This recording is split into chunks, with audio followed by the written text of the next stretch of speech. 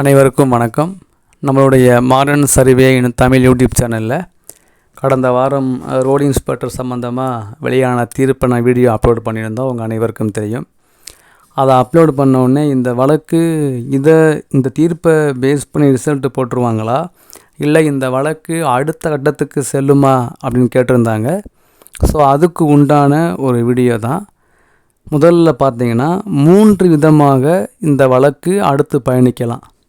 ஒன்று என்ன அப்படின்னா, ரோடு இன்ஸ்பெக்டர் வழக்கினுடைய தீர்ப்பானது ஐடிஐ சிவில் டிராஃப்ட்ஸ்மேன்ஷிப் முடித்தவங்களுக்கு தான் வழங்கணும் அப்படின்னு வெளியாகும்போது, இதை டிஎன்பிஎஸ்சி இந்த தீர்ப்பை அப்படியே அக்செப்ட் பண்ணி அவங்க ரிசல்ட்டை வெளியிடுறது ஒரு வகை.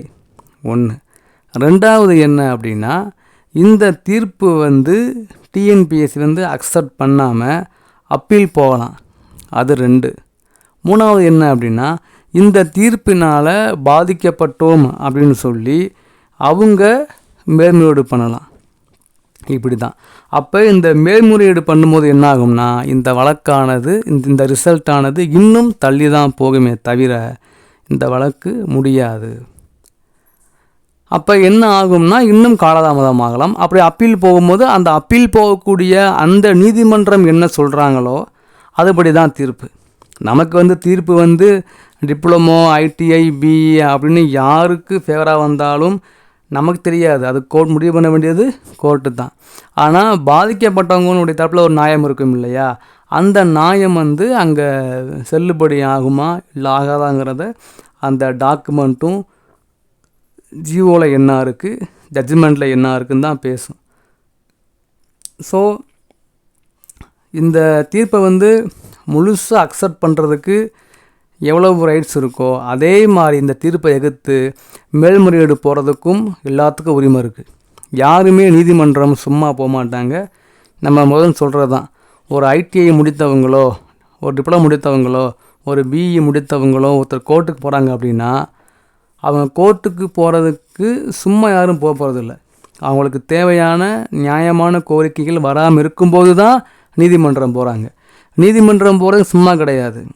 அதுக்கு கேஸ் ஃபைல் பண்ணணும், தேவையான டாக்குமெண்ட்டை ப்ரிப்பேர் பண்ணணும், ரெடி பண்ணணும், வக்கீலை பார்க்கணும், நல்ல வக்கீலை பார்த்து கேஸை மூவ் பண்ணணும், அதுக்கு தேவையான அமௌண்ட் ரெடி பண்ணணும்.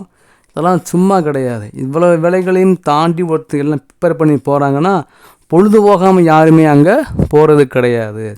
ஸோ ரியாலிட்டி இந்த மாதிரி இருக்கிறதுனால நீதிமன்றம் ஒருத்தவங்க போகிறாங்க, இந்த ரிசல்ட் இன்னும் தாமதமாகுது அப்படின்னு நம்ம யாரையுமே சொல்கிறதுக்கு ரைட்ஸ் கிடையாது. மதுரை உயர்நீதிமன்றம் இருக்குது, சென்னை உயர்நீதிமன்றம் இருக்குது, நம்மளுடைய ஹைகோர்ட் ஆஃப் இந்தியா உச்சநீதிமன்றம் இருக்குது. ஸோ எந்த நீதிமன்றம் போனாலும் தீர்ப்பு என்ன சொல்கிறதோ நம்ம அதை அக்செப்ட் பண்ண வேண்டியதுதான். ஸோ தீர்ப்பு ஜட்ஜ்மெண்ட்டில் உள்ளது, கவர்மெண்ட் ஆர்டரில் உள்ளது, வெளியாகக்கூடிய அறிக்கையில் உள்ளது. நம்ம அதை ரெக்கார்டெல்லாம் என்ன இருக்கும், ரெக்கார்டில் என்ன இருக்கோ நம்ம அதை அக்செப்ட் பண்ணுவோம். அவ்வளோதான். தவிர இந்த இது நம்ம யாரையும் குறை சொல்கிறதுலையோ யாரையும் திட்டுறதுலையோ யாரையும் நம்ம ஃபீல் பண்ணுறதுலையோ நமக்கு எந்த விதமான இதுவும் கிடையாது. ஸோ ரோடு இன்ஸ்பெக்டர் கேஸுடைய அடுத்த கட்ட நடவடிக்கை இது தான் இருக்கும். ஆனால் மேக்சிமம் இந்த தீர்ப்பை ஃபாலோ பண்ணி டிஎன்பிஎஸ்சி ரிசல்ட் விடுறாங்களா இல்லை அப்பீல் போகிறாங்களா இல்லை டிஎன்பிஎஸ்சியும் அந்த பாதிக்கப்பட்டவங்களும் சேர்ந்து அப்பீல் போகிறாங்களாங்கிறத நம்ம வெயிட் பண்ணி பார்த்தா நம்ம தெரிஞ்சிடும். டிஎன்பிஎஸ்சி இது குறித்து அறிக்கை விடுவாங்க, நம்ம வெயிட் பண்ணி பார்ப்போம். எல்லோரும் நீங்கள் என்ன அப்டேட்னாலும் நம்ம முறையாக வெளியிடுவோம். அது யாருக்கு ஃபேவர், இவங்களுக்கு ஃபேவரு, அவங்களுக்கு ஃபேவரு, அவங்களுக்கு ஃப்ளேவரு, அவங்களுக்கு இந்த ஃப்ளேவர் அதெல்லாம் நான் பார்க்குறது இல்லை. என்ன விதம் நம்ம தான் அப்லோட் பண்ண போகிறோம். ஓகேங்களா? அதனால் ரியாலிட்டி என்னன்னு பார்த்து நம்ம முடிவு பண்ணிக்கலாம். வெயிட் பண்ணுவோம். தேங்க்யூ.